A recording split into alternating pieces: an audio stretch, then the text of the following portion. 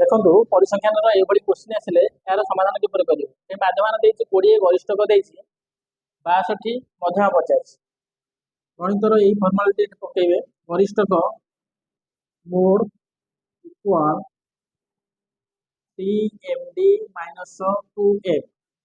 ଗରିଷ୍ଠକ ଦେଲା 62, 3 ଗୁଣନ ମଧ୍ୟମା 45, 2 ଗୁଣନ ମାଧ୍ୟମ ଦେଲା 20। 62, 2 ଗୁଣନ 20 ହେଲା 40, ମାଇନସ୍ 40 ଟା ପ୍ଲସ୍ 40 ହେଇଯିବ। 3 ଗୁଣନ ମଧ୍ୟମା ହେଲା 102, 3 ଏପଟେ ଗୁଣା ହେଇଛି, ଏପଟେ ହରି ଦିଅନ୍ତୁ ମଧ୍ୟମା। ଏବେ ମଧ୍ୟମା ଇକ୍ୱାଲ 102/3 ସମାନ 34। ମାଧ୍ୟମାନ 12, ଗରିଷ୍ଠକ 72 ହେଲେ ମଧ୍ୟମା କେତେ? କମେଣ୍ଟରେ ଲେଖି